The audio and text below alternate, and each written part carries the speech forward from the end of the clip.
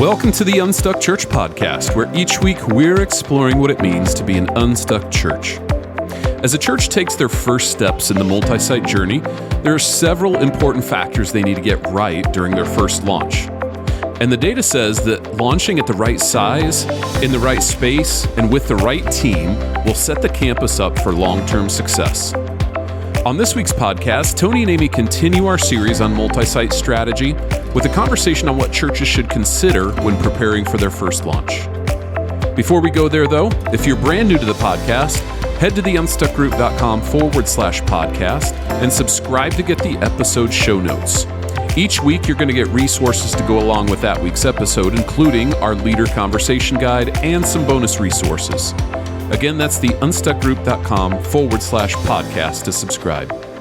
Now, before this week's conversation, here's a word from Amy. Are you considering adding a second or third campus to your growing church? Need help telling your church's unique story across every location? Plain Joe, a Storyland studio, has you covered. Their team of creative storytellers, talented designers, and innovative architects are passionate about helping churches tell their stories through spatial, interactive, and strategic storytelling. Learn more at plainjoestudios.com/multisite.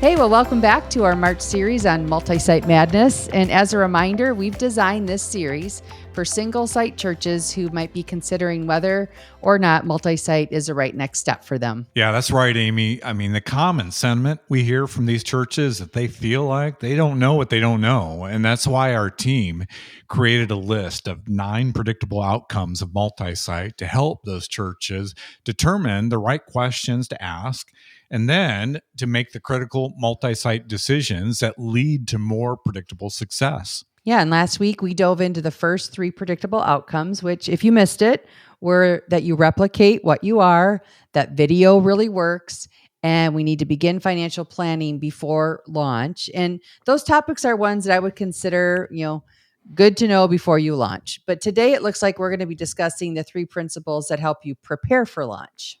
That's right, Amy. So though nearly 8 of 10 multi-site campuses are flourishing, many multi-site campuses struggle and some do fail. So I just want to be honest about that. I mean, when you look at the data, it's obvious that some multi-site campuses don't take off. And that's what the key to launching at the right size and the right space and with the right launch team to build and sustain a new multi-site campus is all about. And we're going to unpack some of those questions and 3 more multi-site principles today. The first principle of launching a new campus is to launch where you are already reaching people. In other words, we recommend that you launch with a core team of at least 100 people who live in the area where you are launching. Now, that's the minimum. But the right question to ask is, what's the right number of people for your church to replicate your brand in a new location? It might vary. Often, large monosite churches need a larger core team with a larger staff and volunteer team to replicate the experience of their sending location. So it may be much larger than 100 people for that church to be able to replicate that experience. Yeah, in our Q4 2023 multi-site focused research report, we found that successful campuses had much larger core teams. That's no surprise to us. The core teams of these healthy campuses were almost 60% larger prior to launch when compared to the core teams of closed campuses. So if you're hearing that and thinking 100 is just too many people, your church then may not be large enough yet to consider multi-site. And if you've listened to our last episode, we explained that 1,000 people in attendance is typically the minimum we recommend for considering multi-site. Churches need to be large enough, though, that they can afford to send out 10% of their congregation, 10% of their volunteers, 10% of their leaders, their giving, and so on, to launch a healthy new location while still maintaining health at their original location. Yeah, and Tony, I noticed that you didn't just say 100 people. You said 100 people who live in the area where the new campus is launching. Can you share why that matters?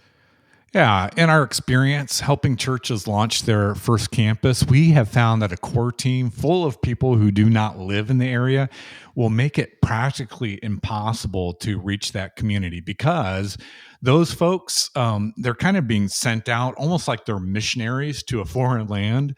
And what happens with those missionaries is they eventually come home.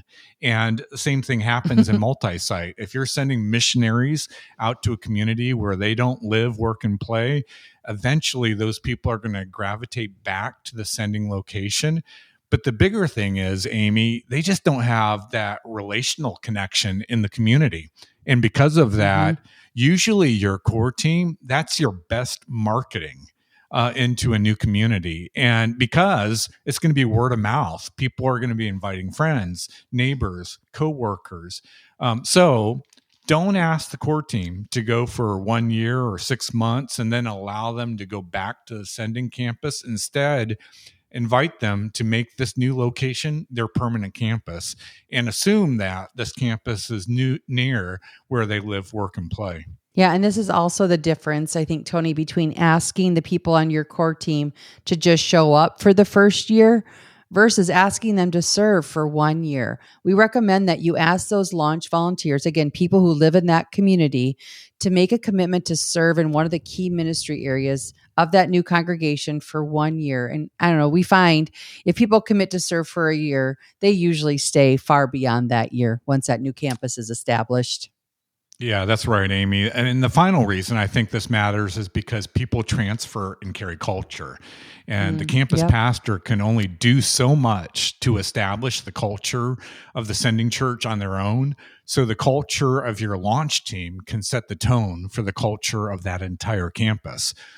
Prepared, equipped, and vision-driven teams create that contagious atmosphere of joy and excellence that you want to see in every new location. So this isn't just about your volunteers enjoying serving at your church. This is about what they carry into this new community. Are they excited about what's happening in your church? Are they eager to invite their friends?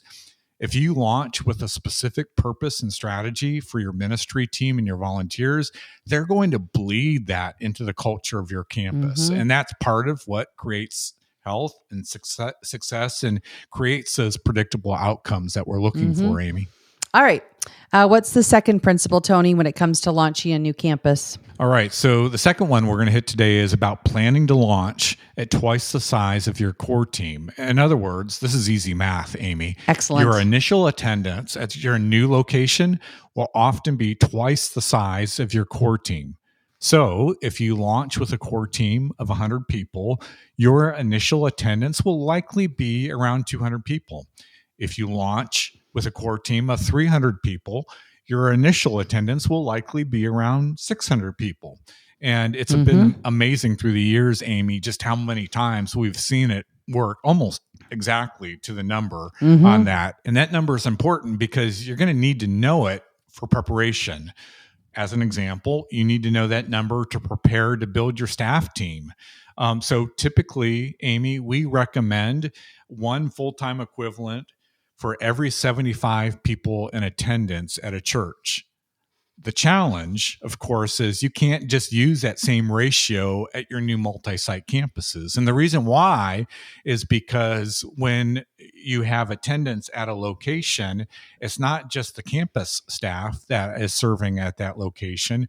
You're going to also have some central staff leaders that are supporting all the locations. Yeah, and that's why it gets, as you talk about those ratios, that's a surprising instruction that they can't just go with that 75-1. We need to increase that. But this hopefully will motivate churches again to go, we need to have a larger core team. We need to launch larger because, I mean, at a minimum, every campus needs to have a campus pastor. They need to have kids ministry. They need to have worship and production. So if you just do the math on kind of the staff that you need to launch this location, it'll actually help inform the size of a core team. Again, at my church, we were outside the bell curve, right? We had 4 people alone in just the weekend experience that we launched. But I think we launched in our multi-site journey, we needed to have somewhere between 10 and 14 full-time equivalents to launch our brand around the Twin Cities. That's probably higher than most multi-site churches. But when you know what you need to launch with, that'll help inform your launch team. And then from there, you've got to still fill other critical ministry roles. So you need your high-level volunteers and first impressions in small groups. Some churches have set up tear down type of things. So as you build out, this is what we do when we serve a church in this area, is we work through what are the core staff and then what are the core ministry teams. This is the work you want to do in advance by locking down that size of the core team and the anticipated launch size that you'll open with. Yeah, so we can almost help churches do the math backwards. And if they tell us we need to have a campus pastor, we need to have full-time worship, full-time kids, a tech person, and they have 5 different roles all together that they tell us they need to have filled, then we can back up and say, okay, in order to have 5 full-time positions, let's say we need to have 500 people that launch from day one at this location, then, which means we have to be able to build a core of 250 people in order to launch a campus that size. And so it's good to be aware of our sense of what the staffing needs to look like, because that helps us to plan ahead then the scale of the campus that we need to launch with. Yeah, the predictable outcome here, Tony, is if we don't do this math now as we're preparing to launch with a core team, the predictable outcome is campuses are overstaffed. And That's so right. it is not unusual for us, for me in the staffing and structure area, to be looking at the staffing at a large, mono-site church that has launched a couple of campuses. By the way, add a few mergers in there and this gets exasperated. But they will have, for a campus of 125 people, they'll have 3.5 FTEs when they should have 1. So, and this is where we get the overstaffing at campus levels, which then the predictable outcome is the main location or that sending location starts to become understaffed, which then the quality of that experience can drop. And you and I know for Multisite to stay healthy, that sending location has to stay strong and healthy. So doing this math in advance of launching your first location will save a lot of pain and a lot of headaches down the line.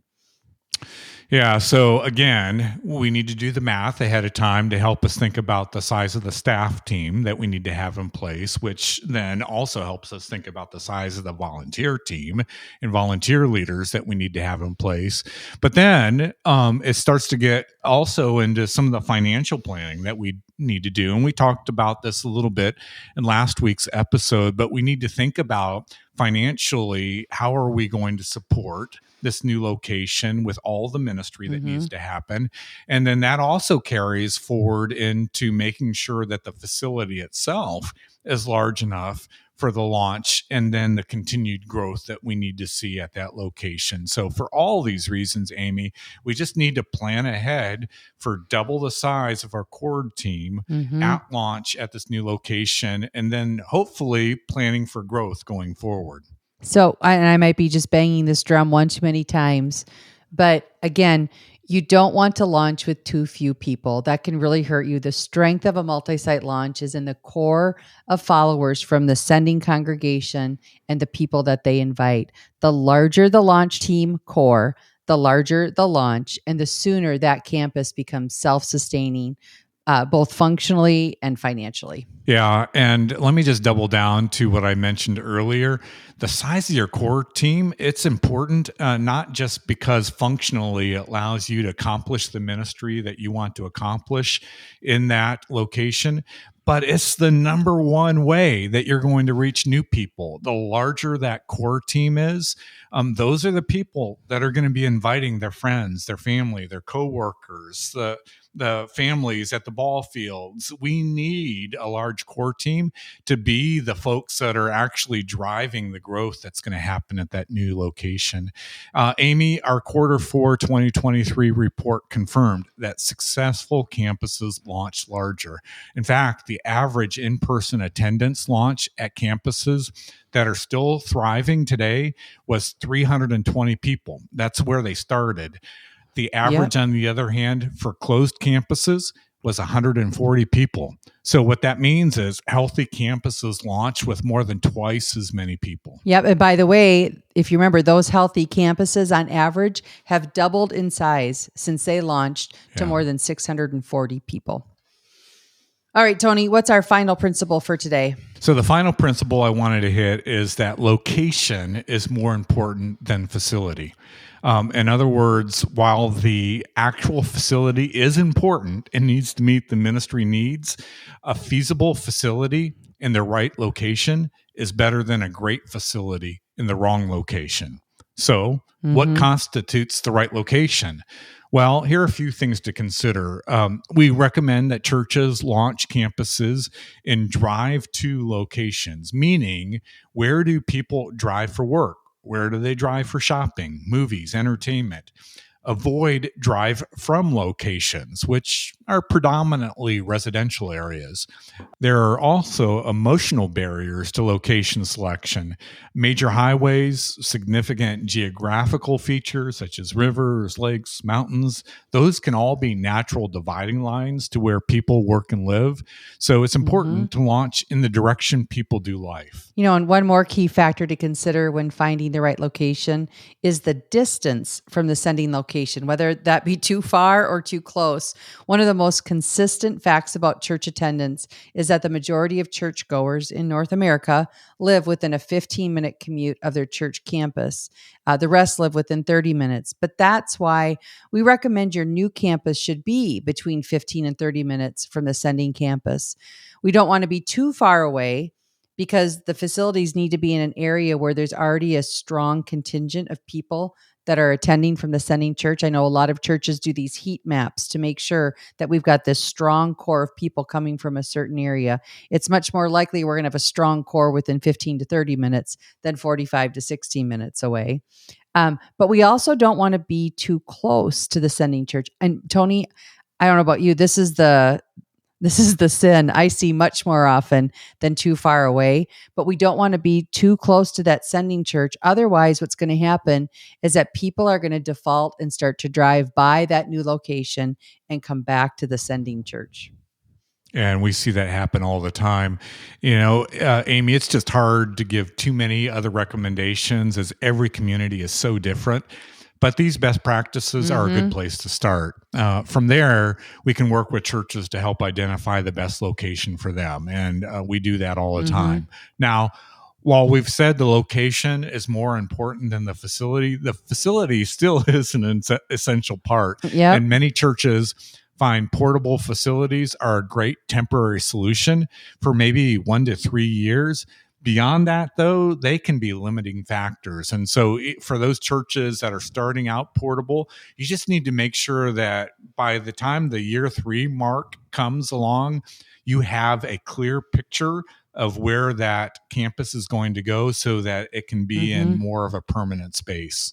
Yeah, that same report that we've been quoting found that closed campuses were twice as likely to meet in a portable space that required set up and tear down every week. And that's why we recommend putting a cap on how long we're going to be in this portable situation, because it does have a start and an end time for many attenders.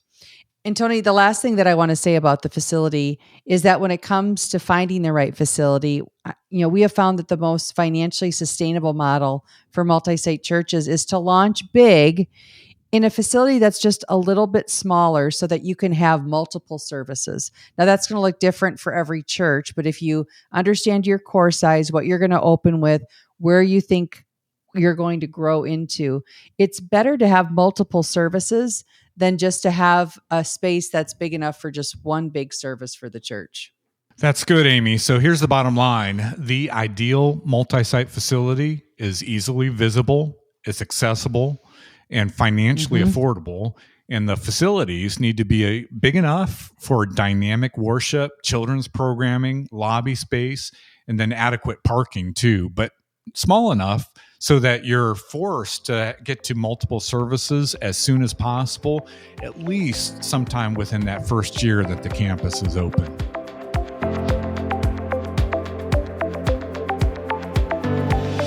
Well, while we're on the topic of choosing the right facility, recently, Phil from Plain Joe Studios showed our team some examples of the ways Plain Joe equips large churches to keep the story consistent when they're launching in a smaller venue. And I thought they would have some relevant insights in this area. So I invited Matt from Plain Joe to talk a little bit about the practical side of keeping the church's brand and story cohesive when that first campus is in a smaller venue. So, Matt, first off, can you speak to the importance of facility design and promoting the unified sense of being one church in multiple locations? Yeah, Tony, like a lot of our team, I'm a former Disney guy. And while we were working for the Walt Disney Company for the mouse, the importance of story was just pounded into our heads. And that's because they recognize that a powerful story moves people.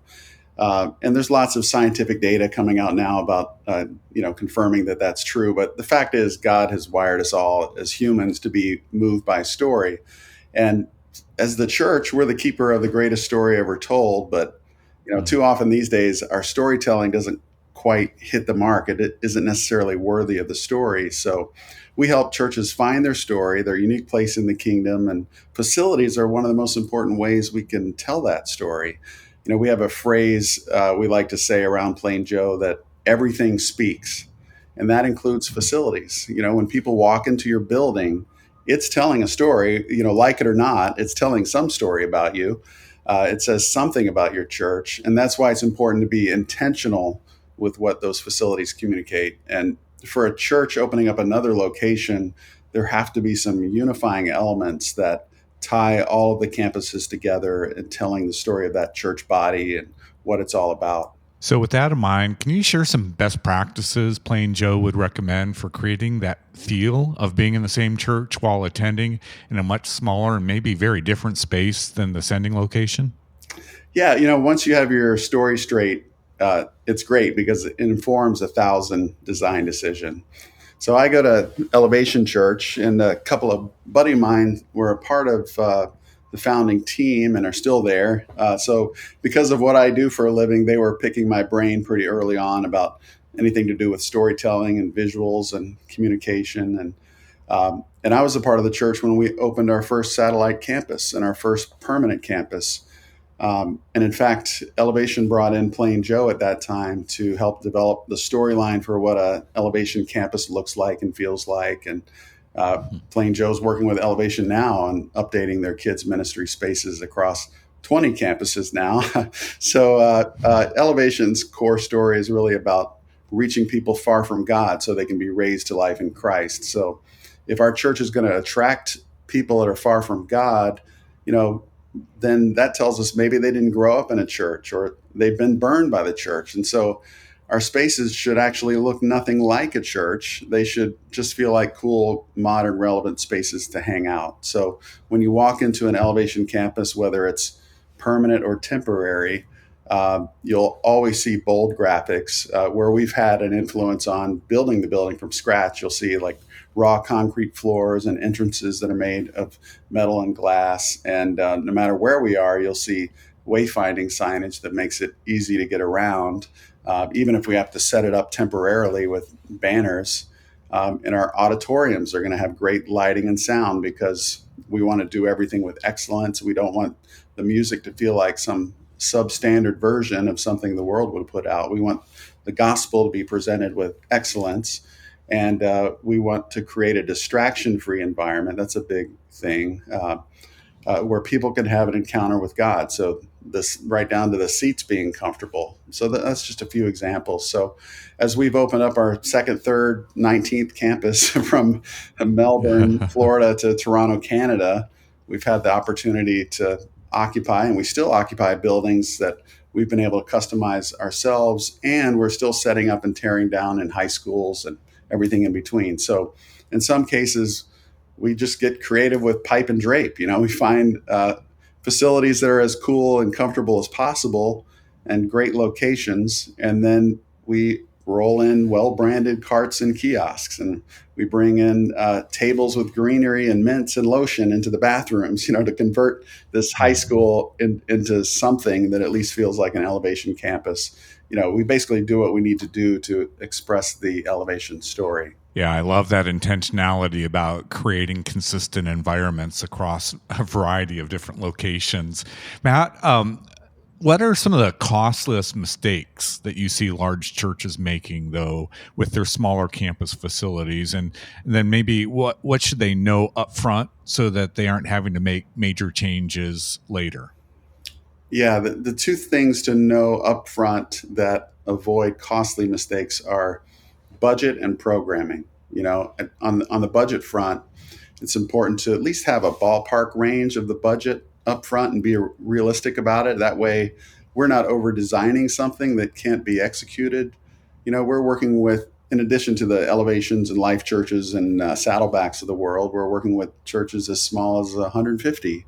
And we can do some amazing things on those smaller budgets simply by landing on a compelling story together and then prioritizing where that story gets told in the space. It could be as simple as an amazing mural on a piece of vinyl that visually expresses what the church is all about. And then maybe we do a few door wraps to bring that in. And that's enough for now until we have more money to work with. If there's a bigger budget available, then we can tell the story to inform every little architectural and interior design element. But if we know the budget, we can prioritize how that story gets told from the beginning and know where to put the focus. So that's budget. And then on the programming side, equally as important as the pretty pictures and concepts that we develop is the spreadsheet math behind the whole thing, behind what the space needs to accomplish. So how many people are we moving in and out in what periods of time, and how many kids are in how many different classrooms, and what's the parking situation, and what are your service times? If you're not thinking about that stuff up front, it can create some really costly mistakes. And knowing that stuff up front helps us design spaces that are functional as well as creative and expressive. Matt, it's been interesting. Our research through the years shows this clear correlation between churches that are very intentional about their children's ministry areas, environments, programming, and then the growth of the church and the number of people crossing the line of faith. And so specifically with children's ministry areas, what are some ways churches can maintain a high quality kids ministry experience in a smaller space? Yeah, particularly in this post-COVID environment, we're seeing kid spaces being the catalyst to families coming back to in-person attendance, because if we can create a space that's engaging enough, those kids are dragging their parents, to come to church. Mm-hmm. So like I said, Plain Joe is helping my church, Elevation, update its kids spaces. And we have campuses we've designed from the ground up that we own and operate. We have campuses that were still set up, tear down in high school. So our Plain Joe team helped the Elevation creative and kids ministry team land on a core story that ties in with the church's greater story. And then we created concepts for how that can be executed everywhere from permanent to temporary campuses.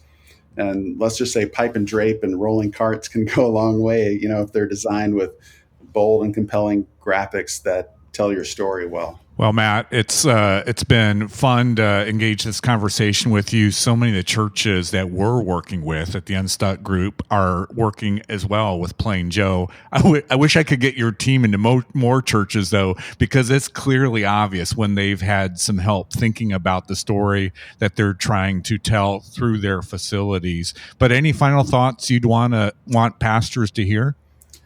Yeah, in my consulting life beyond the Disney days, had a chance to work with a lot of different multi-site businesses like Starbucks.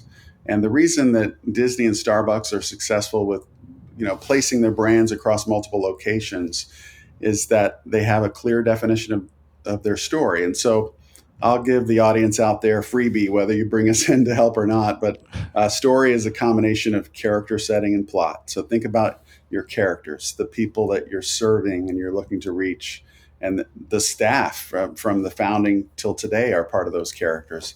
The setting, where are you in the world? Your places and spaces should feel like they fit well into your community and your neighborhood. And then plot, what is the unique story arc of your church? Where are you headed next? And it's at the intersection of those three circles, character, setting, and plot, that we always find the big idea that can drive all of your churches or any organization's storytelling, including your spaces.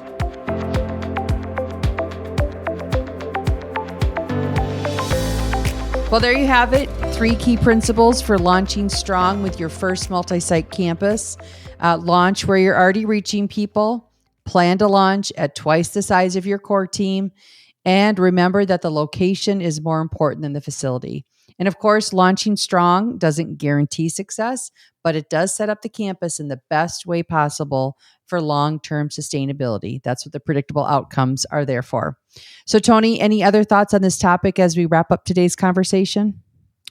Well, let me just say, I was just with my good friends. They actually flew from, they pastor and serve at a great church in Milton Keynes, which is about an hour north of London. But they were all traveling to the U.S. to attend a conference, and I just spent a day with them. It's Milton Keynes Christian Center. Fun team. I've been working with them for, close to 10 years now, Amy.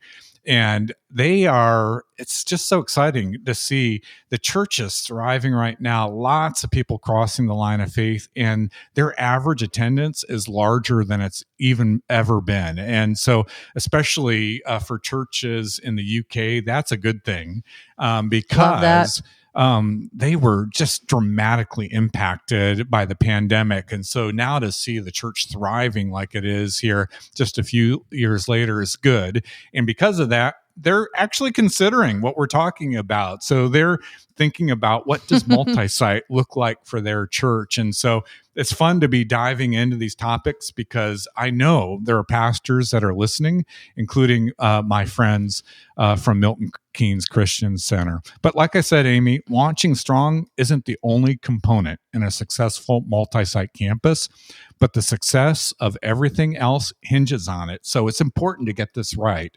And that's why it's important to get as much information as you can before taking this step. Our team has more than 100 years of combined experience when it comes to thriving multi-site churches, including large, growing churches that embarked on multi-site for the very first time. And at our free upcoming webinar on April 4th, we're going to show you how this works best. You can learn more about the webinar and register to join us through the link in your show notes. Well, thanks for joining us on this week's podcast. At the Unstuck Group, our goal is to help pastors grow healthy churches by guiding them to align vision, strategy, team, and action. In everything we do, our priority is to help churches help people meet and follow Jesus. And if there's a way that we can serve you in your church, reach out to us today at theunstuckgroup.com. Next week, we're back with another brand new episode. Until then, have a great week.